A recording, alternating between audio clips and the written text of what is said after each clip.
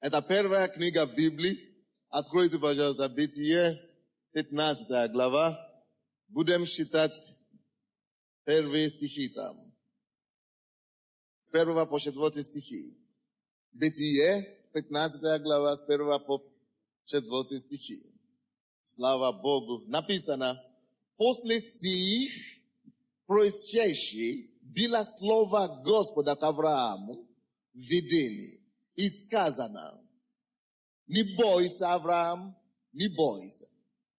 Я твой щит, награда твоя. Я твоя награда весьма велика. Я твой щит, награда твоя весьма велика. Второй стих. Авраам сказал: владыка Господи, что ты дашь мне? Я остаюсь бездетным. Раз порядитель в доме моем этот Елизер из Дамаска. И сказал Авраам: вот, ты не дал мне потомство. Он говорит Богу, что Бог ему не дал потомство. И вот дома шадес мой, наследник мой. И было слово Господа к нему.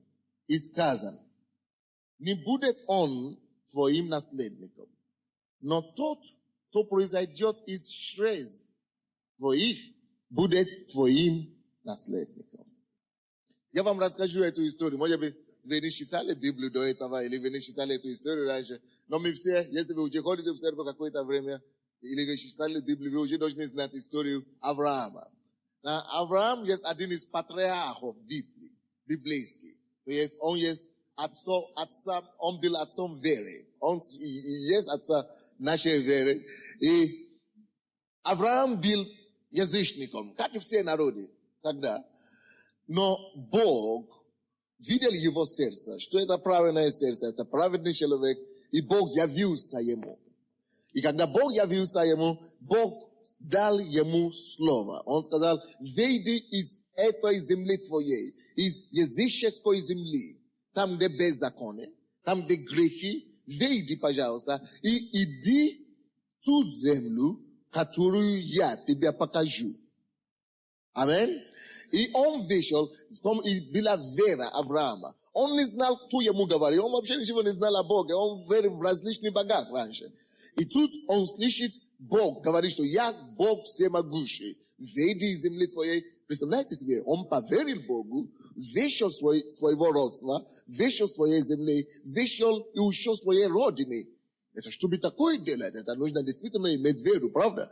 Он пошел, он даже не знал, куда он идет. Бог сказал: я тебе покажу землю, куда я тебе приведу. И он поверил Богу и пошел. Поэтому и написано, что Авраам, поверивший Богу, из-за этого Бог ему дал дар праведности. То есть Бог вменил в него праведность и его вера. То есть, поэтому мы тоже сегодня праведность мы приобретаем как подарок от Бога. Почему мы сейчас, мы, которые кололись раньше, сейчас мы приходим к Богу, поверили в Иисуса Христа, почему мы больше не колемся? Потому что мы получили через веру Божью праведность.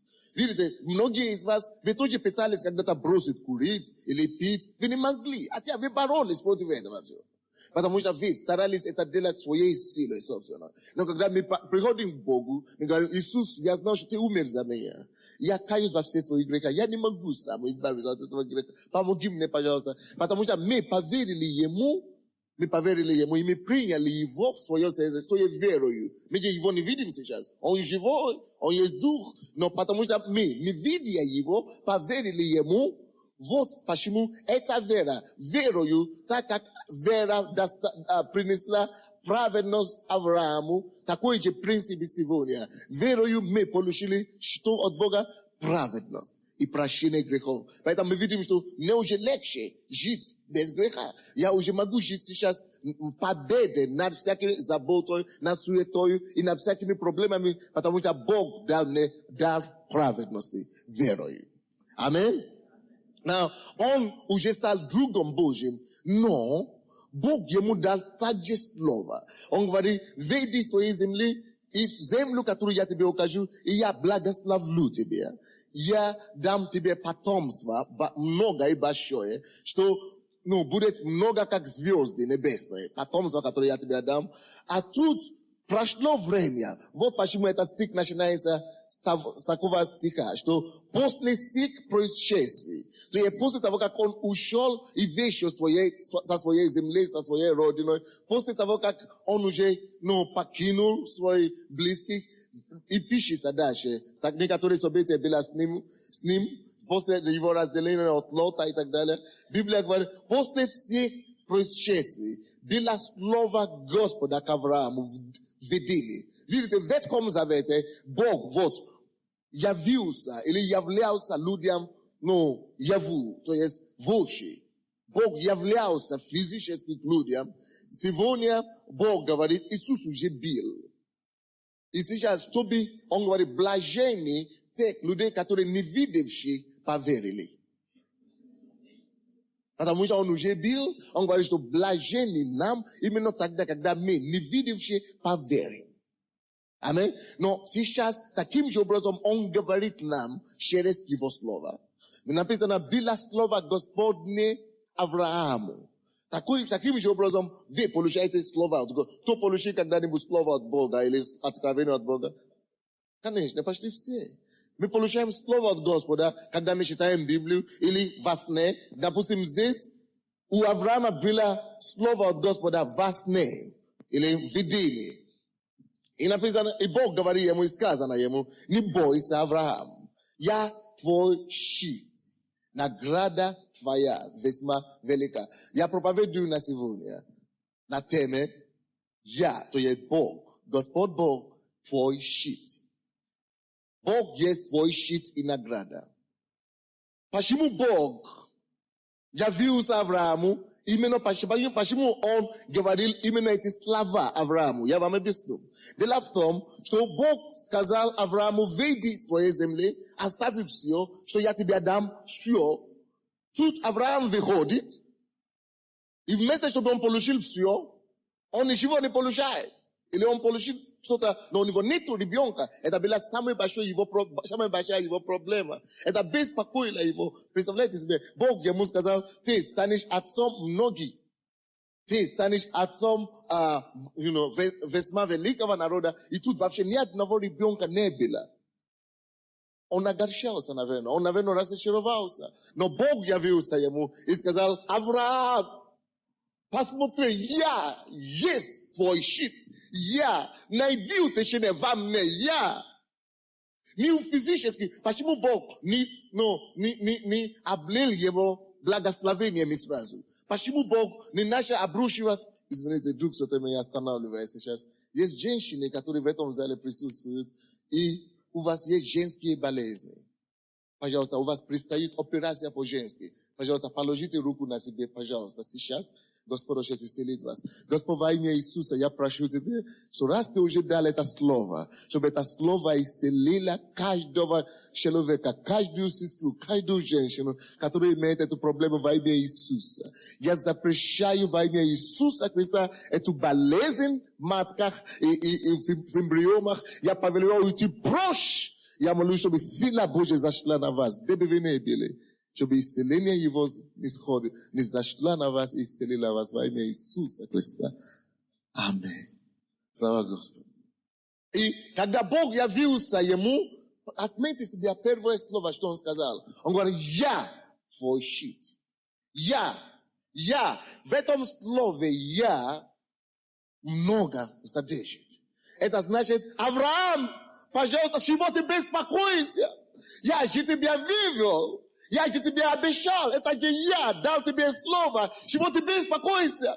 Если я тебе дал слово, я есть твой щит и награда. Я есть твоя награда. Я есть у тебя, значит у тебя есть все. И то же самое сегодня. Не важно, что происходит вокруг тебя, если ты знаешь Бога. Если Бог тебя вывел из мира греха, из мира беззакония. Если ты был грешником, и Он очистил тебя.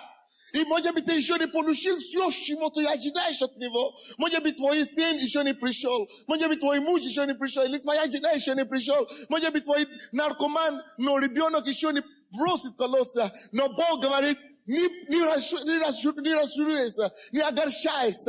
Ongwari yajiti bia nashol, yajiti bia priviol, yajiti bia prastil, yajiti bia abhishal. Слушайте, и поэтому Бог ему говорит: Авраам, чего ты огорчаешься? Раз я уже столько сделал для тебя, чего ты еще огорчаешься? Разве ты не веришь мне? Почему ты мне не доверишь мне, что то, что я обещал, что я сделаю, я же есть у тебя. Пока я есть у тебя есть все потенциал получить все, что ты хочешь. Пока я есть у тебя есть все. Пока я есть у тебя будет все. Пока я есть у тебя, нельзя терять никакую надежду, никогда. Я есть твой щит, я есть твоя надежда, твоя награда. Видите, очень часто из-за давления проблем со стороны мы забываем, что Он есть для нас. О, дорогой, не важно, что у тебя происходит в семье. Я не знаю, что у тебя происходит в семье. Может быть, муж запил. Может быть, сын ушел из дома. Может быть, дочка убежала. Может быть, у тебя ничего нету, что есть. О, Боже мой, есть Бог на небе. И этот Бог, Он не посторонний человек в твоей жизни. Он пришел к тебе. Он искал тебя, когда ты его не искал. Он нашел тебя, когда ты был потерян. Он говорит: я есть. Посмотри на меня. Не на дефицит, который у тебя есть. Не на нищету, который у тебя есть. Не на то, чего у тебя нет. Посмотрите на меня. Я есть у тебя. Я есть у тебя. Я есть твой щит, я есть твоя награда. Надейся, ты посмотри на меня и найди твое утешение во мне, найди твое успокоение во мне, чтобы ты наполнился, пока ты будешь зрять на Бога, Господа, Бога твоего. Поэтому, когда он явился Аврааму, он знал мысли Авраама. Он знал, что Авраам переживает, что: Господи, как это так? Я же поверил тебе. Но я же поверил тебе, Господи. Почему же у меня нету детей до сих пор? О, Боже мой, братья и сестры, если бы вы только знали Его, и Бог желает, чтобы мы с вами знали Его. Если бы Авраам вышел и тут же получил все, он бы не имел возможности действительно проверить Бога, действительно проверять Его. Но через эти сложные ситуации, когда мы приходим в конце нашей силы, когда мы приходим к концу нашей собственной силы, когда уже мы ничего не можем делать, вот это появляется как раз шанс для нас сказать: Господи, вот теперь я уже все, ничего не могу делать. Если Ты действительно спас меня, если Ты действительно есть в моей жизни, ну, яви свое чудо. И тогда Он приходит, и Он являет действительно Его чудо в нашей жизни. Это вот подкрепляет еще больше нашу веру. Вот это вот подобное явление еще тебе дает уверенность в том, что действительно ты верно пошел, ты действительно имеешь Отца. Никогда не думайте, что вы один. Даже если все совсем плохо, все против вас, никогда не думайте, что ты один. Никогда не думайте, что Он покинул тебя. Нет, Он говорит Евреям 13:5, что я не покину вас, и я не оставлю вас. Серьезно. Он дал слово. Это же не Сонде обещает вам. Это же не Виктор, это же не кто-то обещает вам. Это же Бог, богов, всемогущий Бог, создатель неба и земли. Это же Он говорит: я не покину тебя. Это же не человек, чтобы Он лгал. Это не сын человеческий, чтобы Он изменялся. Он же не изменяется, Он же не обманывает, Он же не меняется. Ну пойми, это Бог. И Он говорит: я тебя не оставлю. Ну будь уверен в этом, Он тебя не оставит. Только если ты Его оставишь. Но ты же тоже Его не оставишь. Держись за Богом твоим. Поэтому Он говорит: я есть твой щит. Видь Его твоими духовными глазами. Посмотри на Него. Ну, держись за Ним. Держись своими руками за Ним. Держись своими ногами за Ним. Своими зубами за Ним. Чем угодно держись. Я есть твой щит. Ого! Пускай Он будет твоим щитом сегодня. Посмотри на Него и знай, и будь уверен в этом, что именно Он есть твой щит. И тут, после того, как он это сказал, Аврааму, но насколько у Авраама уже такое сомнение уже посеяно, уже такое огромное сомнение было посеяно. Авраам сказал, ответил ему во 2 стихе, «Владыка Господи, что ты дашь мне?» Он спрашивает, что ты дашь мне? Я остаюсь бездетным. Видите, он переживает настолько, что даже после слова Господа, он еще возражает ему. Я остаюсь бездетным. Распорядите в доме моем этот Елизеев из Дамаска. Видите, что он ответил? Он сказал, и сказал Авраам, 3 стих, вот, ты не дал мне потомство. Видите, он уже говорит Богу, ты мне не дал потомство. А вот, домашадец мой, наследник мой. Видите, это его раб.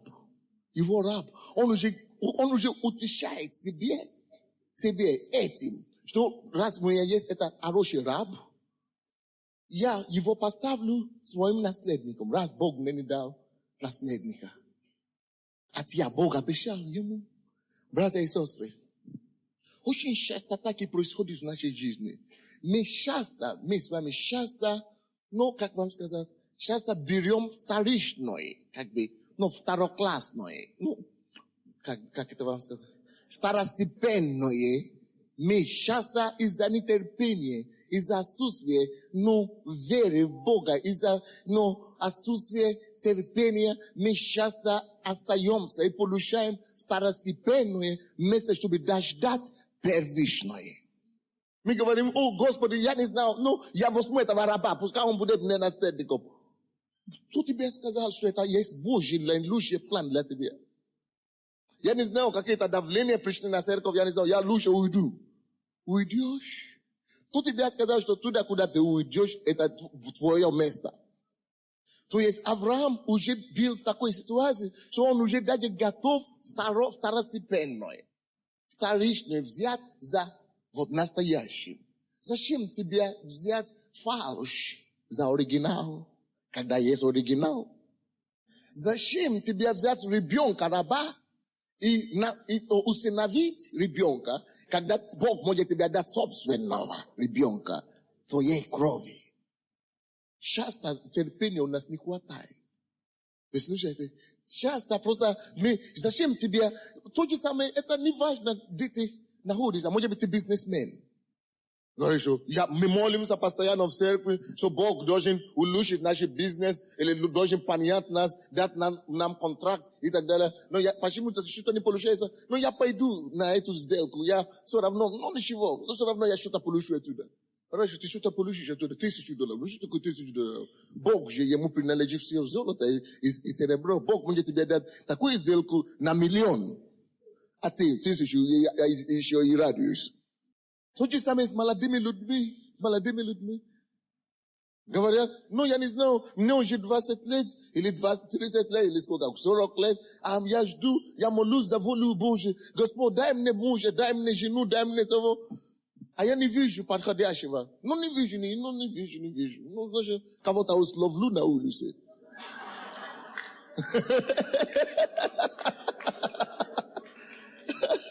Вы знаете, есть такая интересная пословица, такая, народ, между собой, на английском мы говорим. Если человек нашел человека с улицы, она тоже с улицы уйдет. Что-то подобное. Или, если ты словил жену уличную, она станет уличной, и с улицы тоже пойдет с улицы. Или как это? На улицу пойдет. А если ты словишь человека, тоже, звон, откуда ты словишь там, и туда и пойдет. Вы поняли, да? Но брак же мы с вами понимаем, что брак сделан с неба, или как это, состоится. Есть украинская пословица, что, брак сделан на небо, или как это говорит? Да, как по-украински, вы не помните?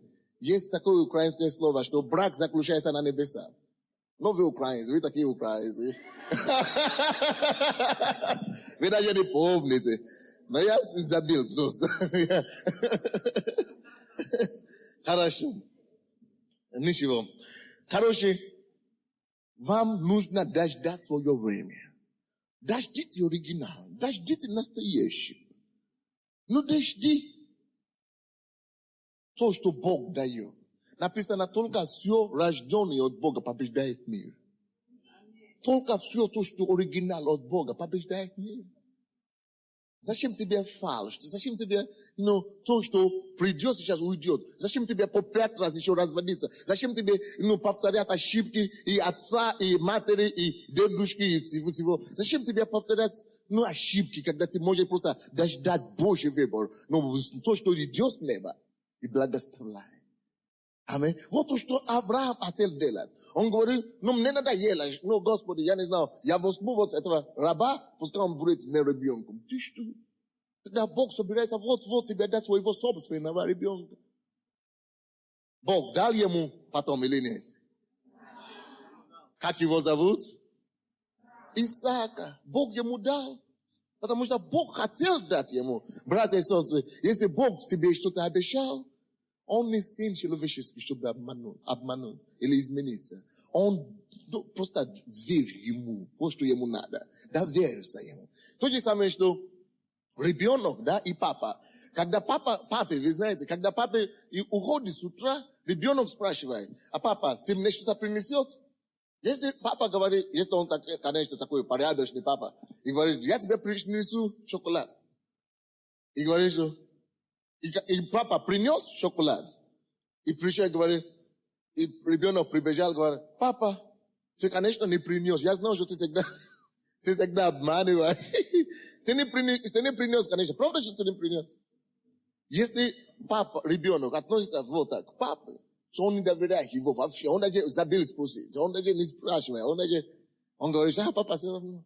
То есть, ребенок не доверяет папу. Папа не рад давать ему что-то. Потому что он не ценит это.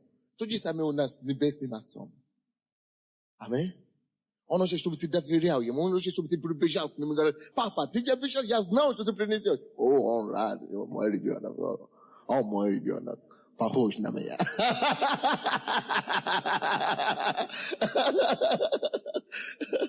Короче, это то, что Бог хотел от Авраама. И когда он сказал, я возьму раба и превращу его в своего наследника, Бог сказал ему, что ты делаешь? В 4 стихе. И была слово Господа к нему, и сказано, не будет он твоим наследником, но тот, кто произойдет из чресла твоих, будет твоим наследником. Я тебе дам. Братья и сестры, Бог говорит Аврааму, не бойся, я твой щит. Братья и сестры, посмотри на ту вещь, которая заставляет тебя бояться. Посмотри на ту ситуацию в твоей жизни, которая тебя заставляет смущаться, страшиться сейчас. И скажи этому обстоятельству, этой проблеме, что нет, я не буду бояться. Бог есть мой щит. Бог есть моя награда, поэтому я не буду бояться. Он говорит, не бойся. Знаете, это, если вы читаете Новый Завет и Ветхий Завет, и вы прочтете, сколько раз было сказано, не бойся, вы найдете, что это больше 1000 раз в Библии. Потому что боязнь, слушайте внимательно сюда. Если дьяволу удастся напугать вас, если дьяволу удастся положить или вложить, или посеять страх в вас, этим страхом он открывает. Вы открываете себя для его нападки. Вернее, я вам один цитат привожу здесь. Иов, 2 главе, там Иов говорит, то, чего я страшился, то, чего я боялся, то наступило на меня, пришло на меня. Это ключ. То и постигло меня. Слушайте суть. Всякий раз, когда дьявол заставляет тебя бояться, всякий раз, когда ты боишься, то, что ты боишься, чаще всего постигает. Почему? Как это так? Потому что страх это есть ключ, который дьявол использует, чтобы открыть дверь нашей защиты душевной. И когда мы так боимся, Это значит, мы сами открыли ему дверь на тебе. И это дает ему возможность нападать на нас. Поэтому каждый раз, когда у тебя какая-то ситуация сложная, что ты не понимаешь, или ты не можешь справиться, ты скажи: Господи, Ты есть моя защита. Ты есть моя защита. Ты есть мой щит, Господь. Я не могу справиться с этим. Она больше меня. Эта ситуация давит на меня. Но, Господи, Ты же есть у меня. Ты же есть у меня. Ты, Господи, Ты больше всего. Ты больше всякой проблемы. Ты посмотри, Господи, Ты же есть у меня. Ты больше всякого обстоятельства. И я служу Тебе, Господь. Я верю Тебе, Господь. Господь, Ты мой щит. А что такое щит? Понимаете, что такое щит? Щит – это защита. Правда? Щит – это защита. То, чем ты не сможешь справляться, твой щит приходит, чтобы ограждать тебя и чтобы защищать тебя от того нападения. Поэтому, братья и сестры, давайте примем решение с вами. Что бы это ни было, давайте примем решение, что Господь никогда, ни за что не буду бояться. Это поможет вам очень сильно. Потому что этим вы навсегда закроете двери сердца на сатану. Он всегда останется за двери. Аминь. Он всегда останется за двери. Если вы можете закрыть дверь от страха. Поэтому Бог ему сказал: Авраам, не бойся. Может быть, у тебя даже ничего есть сегодня. Не бойся, что ты умрешь с голода. Потому что Он есть у тебя. Он твой щит. Может быть, твой сын еще пьет или колется, или твой муж угуляет. Он даже, может быть, убежал с другой женщиной. Не бойся, что ты умрешь в одиночку. Одиноким. Скажи, что я отрицаю, я изгоняю тебя эти мысли. Я изгоняю эти мысли, потому что Он есть у меня. Я есть твой щит. Он есть для меня. Библия говорит, если даже море пройдет, если горы алмы сдвинутся, все равно я буду твоим. Знай, что Он есть у тебя. Знай, что Он есть у тебя, как защита и щит. Давайте откроем Псалом 18.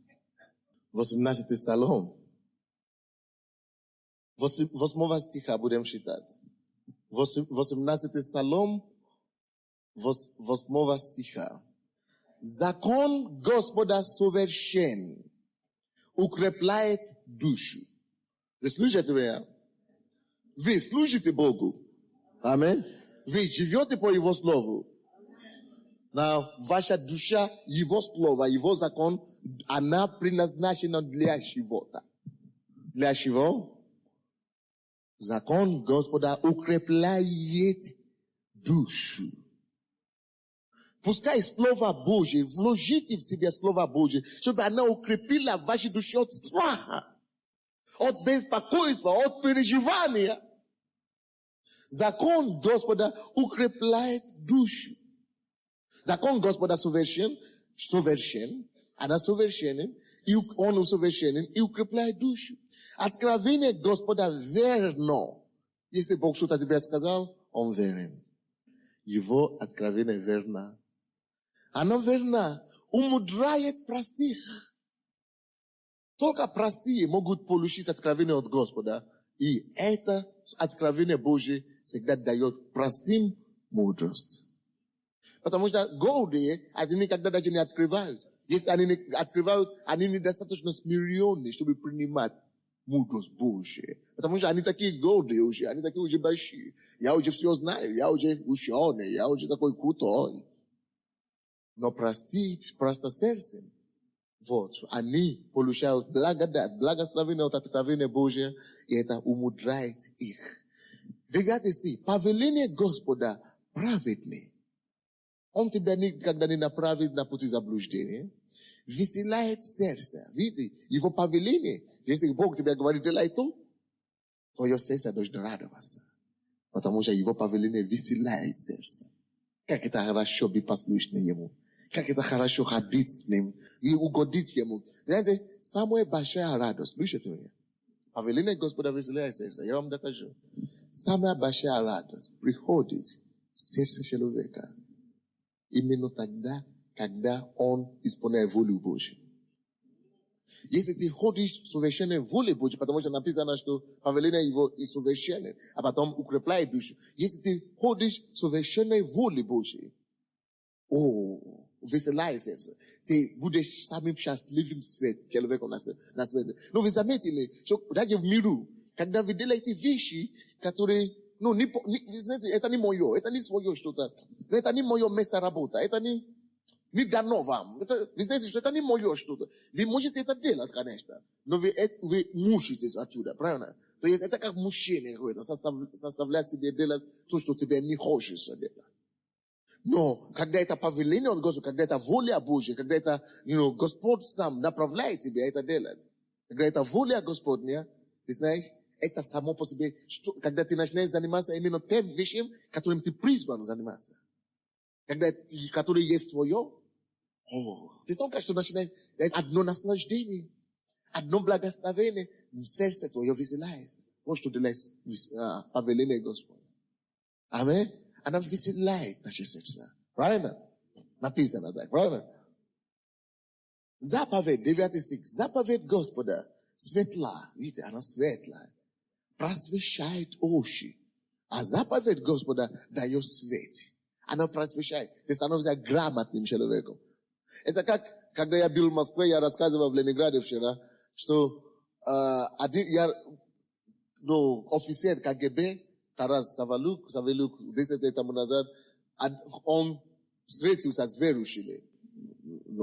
И он слышал, как они начали говорить Слово Божье. А он говорит, что я с 2 лет научился считать. Что мои родители, я всю жизнь читал всякие книги, все философии читал. Он, по-моему, генерал, он был в КГБ или что-то. Но когда он попал в больницу, он там встретился с верующими, баптистами. И они начали читать и цитировать ему Библию. И он говорит, я начал спорить с ними. Какого Бога? Нету никакого Бога, вы что, темные? Зачем вы это? Как обычно. Он начал спорить с ними. Он говорит, а этот человек не спорит со мной, он спокойный такой. А я такой агрессивный, скрешу, а он спокойный дает. И говорит, тут цитируешь Библию, а я спорю. Я говорю, нет, это неправда. Он говорит, а внутри я знаю, что он прав.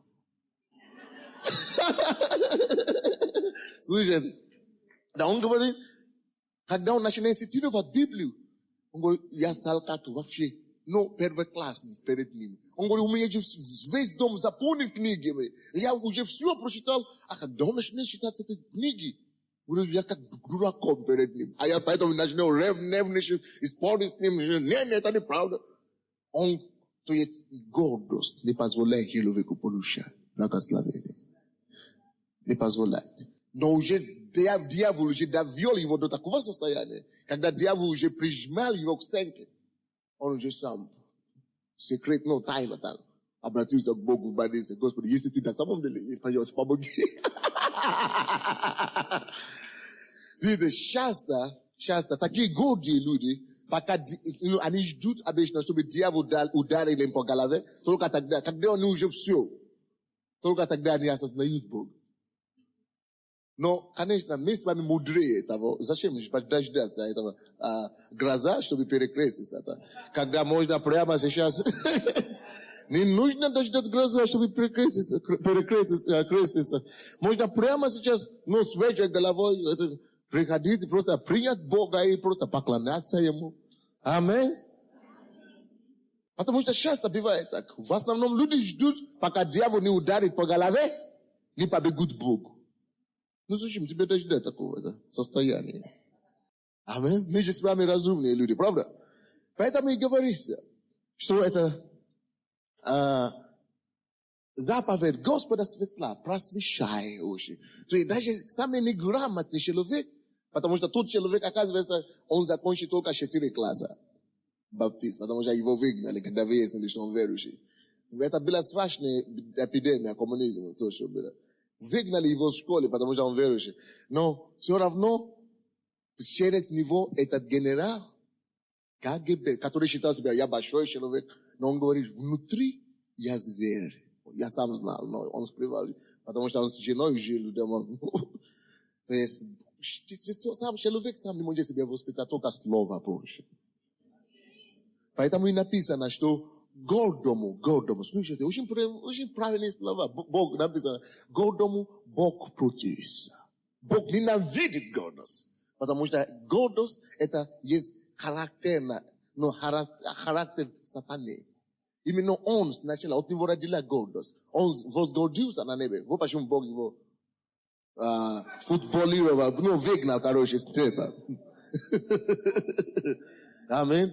Поэтому Бог написано, что Бог противится гордому. Но зачем нам с вами на себе взвалил Божий страх, Божий гнев? Зачем на себе свалить Божий гнев, только чтобы выстояться или выставиться каким-то образом? Я такой крутой. Зачем? И вообще никто перед Богом. Вообще абсолютно. Написано, весь мир, у него в руках. В руке, весь мир лежит у него в руке. Тогда, послушай, гордый. Если весь мир, подождите, послушайте до конца. Но если весь мир у него в руке, то, послушай, сам подумай, ты вообще там видный? Тебя там видно? Не слушайте, если все галактики, которые, все планеты, все, весь мир, все вселенные у него в руке, тогда скажи мне там на карте даже земля не видно, тем более Украина, тем более ты. Если Украина, как на карте, там не видно, у него в руке. Если Киев не видно, тем более ты. Ну, меньше песка, этого маленького песочка, Песчинка. Ну, меньше песчинка. Перед Богом, вообще ты вообще ноль, абсолютно. Ноль. Бог не считается с такими людьми. Слышите? Бог с гордыми не считается, абсолютно. А ты говоришь, какой Бог вообще он вообще не существует? А раньше, подожди, решат. Сколько тебе надо жить? Сколько? 100 лет. А раньше живи 100 лет на здоровье. Но после того-то однажды тебе же придется умереть. Придется. Хочешь, не хочешь, это уже вот такое дело. Разговор уже не принадлежит. Так что, если после смерти, что будет? Ты встретишься с ним. Ты говоришь, его нет. Ты утверждаешь, его нет. Все равно ты встретишься с ним. Хочешь, не хочешь. Адвоката тут уже не играет роли. Ты все равно встретишься с ним. Но это уже будет в страшном суде. Не дай Бог нам знать, что такое страшный суд. Не дай Бог нам знать, что такое озеро огненное. Не дай. Вашему врагу не желайте такое. А ты говоришь, это свое, это опиум народа. Опиум, те, которые тебе передали эти лексиконы, они там горят. Те, которые тебе учили, эти лексиконы учили, они там ждут тебя, чтобы ты присоединился к ним. Они тоже так и думали. Но есть литература, которую мы считаем, что до смерти, допустим, Ленин, он же был парализирован, он не мог говорить, он просит свечку, дайте мне свечку. Но не успел. Потому что такие люди не спасаются. Они должны получить свои награды в аду. Обязательно. То же самое Сталин. Он тоже уже стал, уже боялся всему, он уже всех страшился до смерти. И он тоже не успел покаяться. Они не могут получить прощения никогда. Когда Энгельс умер в Англии, он начал просить его женщину, служанка, и говорит, что я уже чувствую ад. Пожалуйста, помоги мне, убей меня. Я чувствую жару ада. Я выступаю против Бога. Убейте меня. Он кричал, он уже прямо там на ложе чувствовал жару ада. Братья и сестры. Гордому Бог противится. Знаете, как Гитлер умер? Это вам рассказывали, об остальных не рассказывали. Знаете, Голодом Бог противился. Голодом Бог противился. А смиренным он дает благодать. Так что смири себя. Осознай своего Спасителя и сделай его своим щитом. Он тебя не подведет. Он будет стоять рядом с тобой и за тебя, когда все уйдут. Знаете, когда мы предстанем перед Богом, ни жена не будет говорить за мужа, ни муж не будет говорить за жену, ни ребенок за маму, ни мама за ребенка. Каждый голем перестанет перед Богом. Вот я такой есть. Вот как я есть. Каждый престанет перед Богом. Написано, однажды человеку положено умереть. И после того, суд. Закон Господа написано совершенно укрепляет душу. Откровение Господа верно умудряет простых. Повеление Господа праведны, веселяет сердце. Заповедь Господа светла, просвещает очи. Страх Господень, чист пребывает вовек. Суды Господни истина, все праведны. Они вожделенные золота, видите? Они вожделенные золота. Это суды и страх Господний. Вожделенные золота.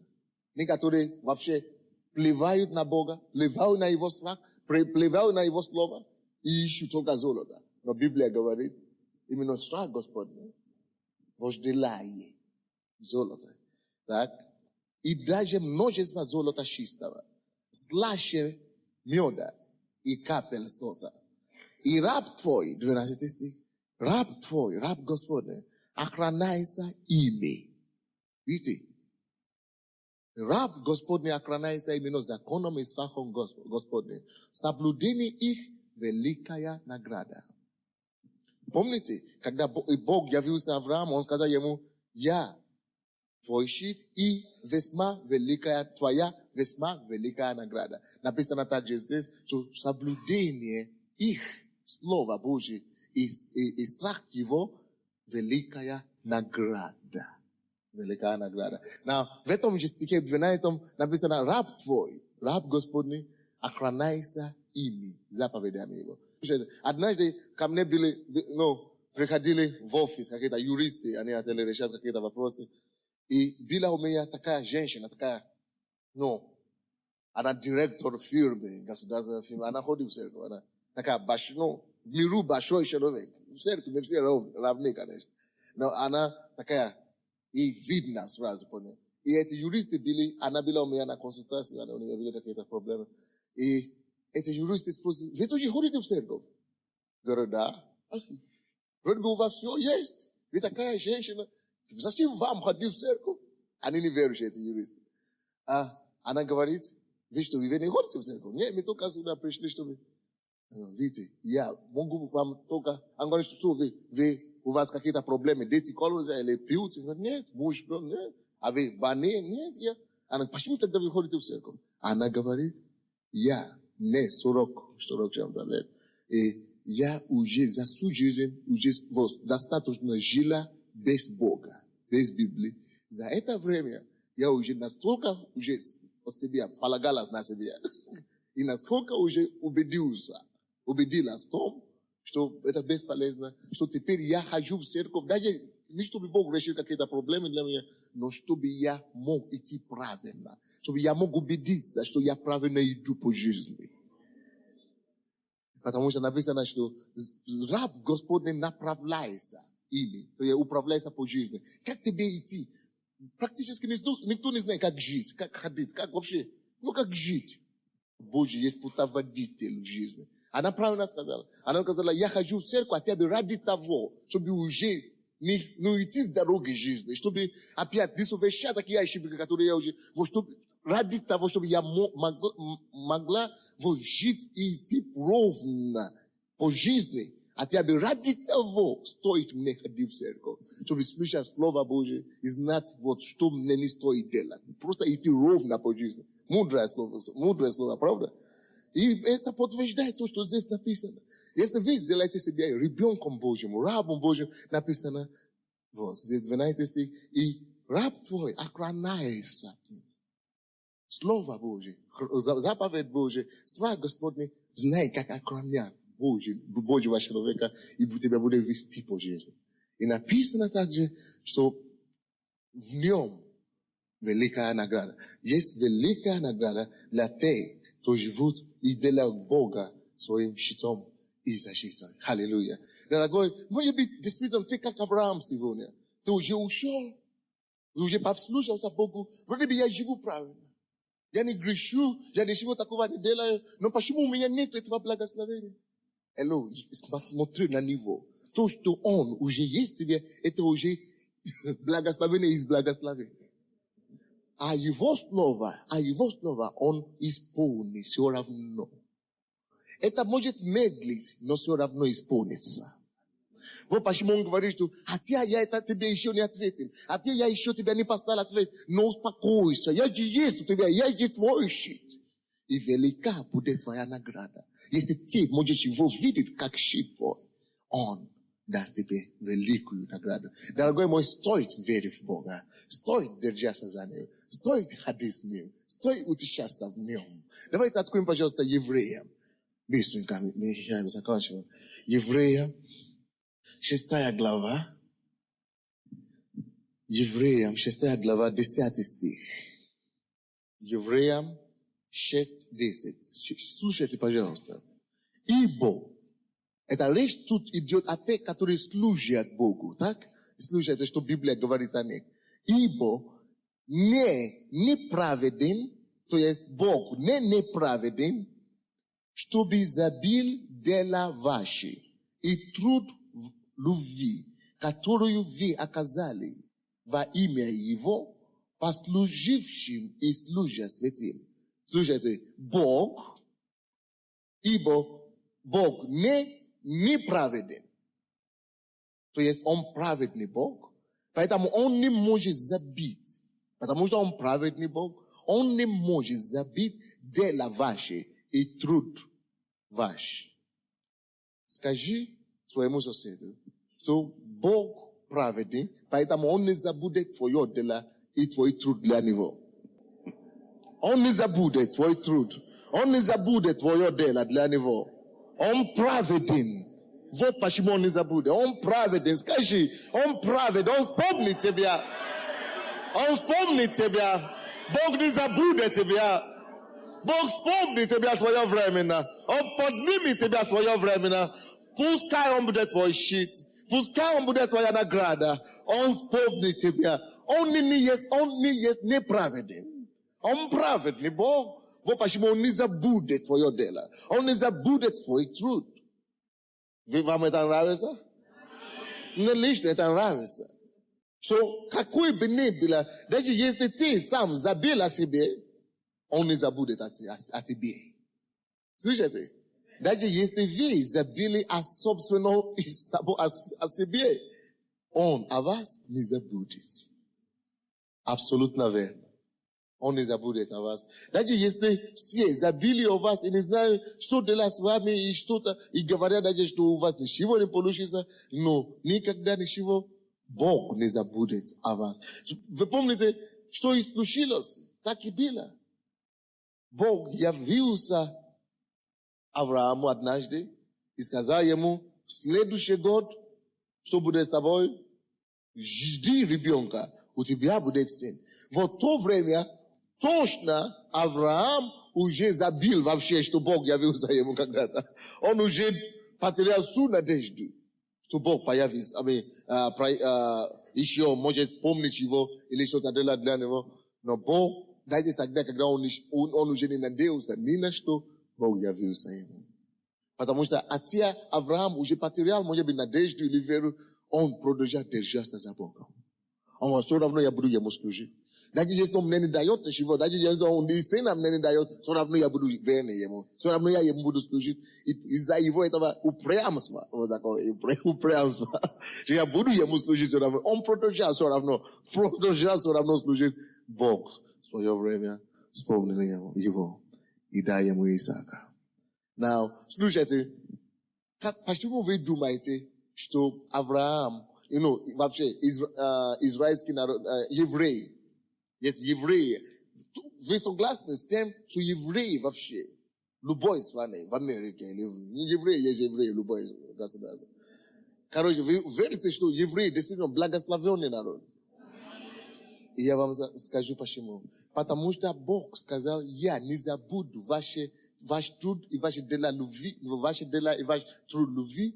Слушайте, даже, если ты не увидишь то, что ты делаешь, то, что Он тебе дает обратно, то Он не может быть неправедный, раз Он не может быть, чтобы не исполнить свое слово, раз Он не может отрицать себя, даже в твоих потомках, твоих внуках и так далее. В следующее поколение, через поколение, Бог все равно вспомнит. Он будет проявлять его верность, даже поколение.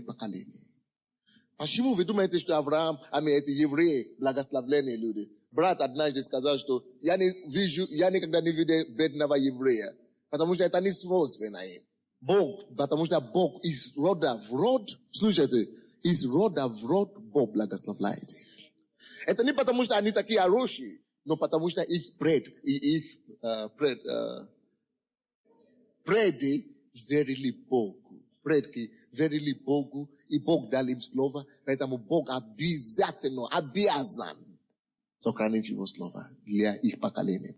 Но слушайте, есть некоторые тоже в этом народе, не евреи, русские или украинцы, которые их родители, предки, строили церковь, православную церковь, или верили в Бога, поколение.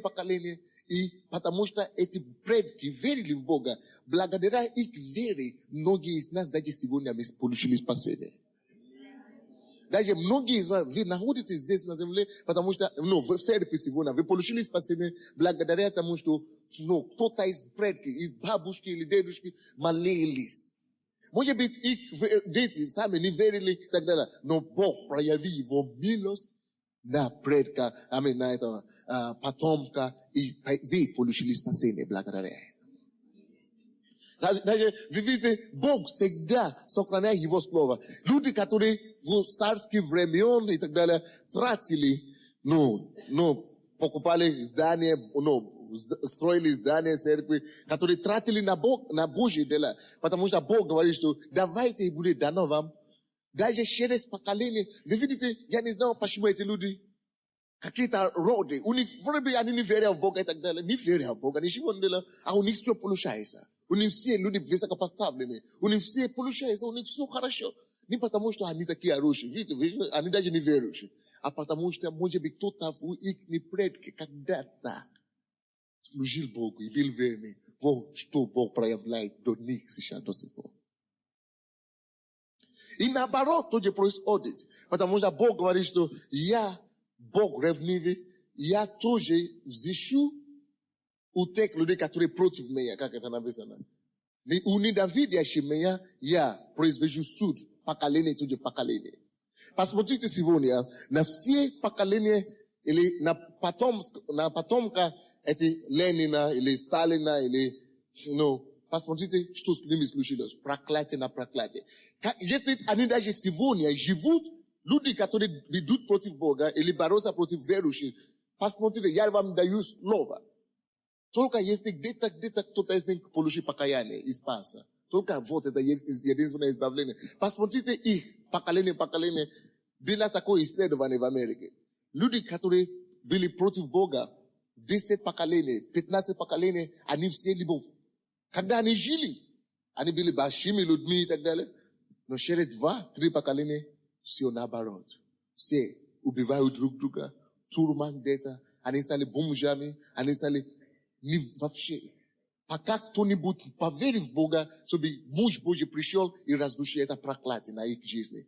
Они будут иметь возможность, но они все разрушают. Потому что кто-то посеял это семя. Только когда кто-то из них поверяет в Бога, и тогда Бог, может быть, Бог через кого-то, Он разрушает это проклятие, тогда это становится. No, благословение начинается. То есть никто, то, что человек сеет, то бы он не был, что бы человек бы не сеял, он пожнет обязательно. Что бы человек не сеял, почти, если ты не пожнешь при жизни, ты пожнешь поколение следующее. Давайте посмотрим Малахия, быстренько. Малахия, 3 главу, это книга перед Матфеем. Последняя книга Ветхого Завета. Малахия, 3 глава. Пожалуйста, быстренько посмотрим. Очень важные слова тут. Очень важные слова. Малахия, 3 глава, 16 стиха по 18. Пожалуйста, откройте. Очень важные истины тут. 16 стиха по 18. Открыли, да? Давайте посмотрим. Здесь написано: но боящиеся Бога говорят друг другу. Боящиеся Бога говорят друг другу. Внимает Господь и слышит это, и перед лицом Его пишется памятная книга о боящихся Господа, ищущих имя Его. О чем здесь слушайте? Боящиеся Господа. Они говорят: нет, я не могу так поступать, потому что очи Господа видят это. Нет, я не могу так говорить, потому что Бог меня слышит. Нет, я не могу вот так поступать, я не могу вот так жить, потому что Бог меня видит. Потому что он боится Бога. Вы слушаете? Он боится Бога. И он знает, что перед Богом в лице Господа есть памятная книга о боящихся Господа. Hello? Хочешь, не хочешь, Бог пишет. Он датирует, он записывает, он фиксирует всю свою жизнь. Хочешь, не хочешь. Однажды ты попадешь на небо, вот огромная картина будет. Вот как ты жить. Ты сам будешь видеть и удивляться. Но те, которые боятся Бога, это не только большая книга, но это будет особенная книга, которая пишет их жизни. Те, которые боятся Его и чтут Его. Дальше читайте 17 стих. И они, вот боящиеся Господа и чтущие Господа, написано 17 стих. И они, Бог говорит уже теперь, они будут моими. Слышите? Они, чтущие Господа, будут моими, говорит Господь Саваоф. Они будут моими собственностью моею. Тот день, который я заделаю. И буду миловать, Бог говорит, и буду миловать их. Буду миловать их. Как милует человек сына своего. Буду миловать. Как милует человек сына своего. Служащего ему. Алло? Если ты служишь Богу, что бы ни случилось, вредные дни ауса, дни печали, дни, какие бы ни были дни, Бог говорит: я буду вспоминать о них. Потому что они служат мне. Послушайте, самое интересное. 18 стих. И тогда, Бог говорит, и тогда снова увидите различие между праведником и нечестивым, между служащим Богу и неслужащим Ему. Алло? Это не будет так продолжаться навеки. Что неправедные, несчастливые будут просветаться, а праведные будут страдать. Не всегда так будет, дорогие. Не всегда так будет. Держи за этим словом. Держи за этим словом. Запомни это словом. Он говорит, будет придет день, и он произведет различие между служащим Бога и неслужащим Ему. Будет разница. И всем станет ясно и четко, кто служит Богу и кто его не служит. Божья рука проявит это. И все станет ясно, все станет на свое место. Потому что Бог вспомнит тогда служащего Ему. Так что не огорчайся ни за что. Даже не нравится быть в это самое откровение, книге Откровения, когда Иисус говорит, Он говорит, кто имеет ухо, пускай слышит то, что Дух Святой говорит, да? Но кто имеет ухо, пускай слышит. А кто не хочет, пускай не слышит. Он говорит, но я скоро, я приду скоро, гряду скоро. И что-то там интересно сказал где-то, которое мне заделало однажды. Он говорит, делающий добро, продолжай, пускай продолжает. De la uși zlo, puskai produjait. Ja gredu skora. Ima ja nagrada sa mной. Дорогой мой, служить Богу, это не трата времени. Служить Богу, это не просто какая-то бездарное занятие. Слушайте, он говорит, если кто делает добро, продолжай делать. Я приду скоро, награда моя с тобой, со мной. Дорогой, есть награда за праведность. Слушайте, он явился Аврааму и сказал, я твой щит, уповайся на мне, и велика будет награда твоя. И эта награда настолько велика, что до сих пор всех знал евреев. Потому что они его дети. Вот награда его праведности. Дорогой мой, слушай. Ты не теряешь свое время, когда ты веришь и служишь Богу. Время придет, Бог сделает отличие между служащим и неслужащим. Дорогой мой, Бог, Он не неправедный настолько, чтобы забить о твоем труде и о твоем деле в любви. Нет, Он не неправедный, Он праведный, поэтому Он вспомнит о твоем труде. Поэтому Он говорит, что продолжай делай добро, потому что я приду с твоей наградой. Дорогие мои, Бог, Он не садист, Он не эксплуататор, Он не эксплуататор, Он не буржуазия, Он не буржуа, который эксплуатирует тебя, чтобы тебя не дать ничего потом. Нет. Каждому по труду. Он даст тебе награда за труд твой. Он даст тебе вознаграждение за дело твое. О, Год, Он говорит, я иду, и награда моя со мной. Награда моя со мной. О, дорогие мои, стоит иметь его как свой щит. Стоит надеяться на него. О, Год, стоит верить ему, когда все разворачиваются. Стоит держаться за Иисусом. Стоит верить в него, даже когда все против тебя. Стоит держаться до конца. Авраам сказал, Господь, ты мне не даешь ничего. Ты говоришь, что я буду отцом многих народов, но у меня ничего нет. Я возьму раба. Он говорит, не возьми раба, пожалуйста, я прошу тебя, держи еще. Я твой щит. Просто держи за мною, за меня держи. Вот, за меня держи. Уповай на меня. И велика будет твоя награда. Я говорю тебе то же самое сегодня. Как бы плохо не было сегодня, Он есть верный Бог. Как бы отрицательно тебя не было сегодня, ты можешь посмотреть на него и говорить, ты, Господь, я уже никого не верю. Я уже никаких статистик не верю. Но в тебе стоит верить. Я буду верить. Потому что Он не неправеден, чтобы забить, Он не забывает. Ты можешь забить, но Он не забудет. Его награда с Ним. Его награда с Ним. Алло. Не бойся. Не бойся. Я твой щит и великая награда. Не бойся. Мы уже приняли решение с вами, что ни в коем случае не будем бояться. Он мой щит. Вот Он, Иисус. Мой щит. Подними свои руки, благодари Господа. Поговори с Ним. Пообщайся с Ним. Благодари Его, что Он твой щит.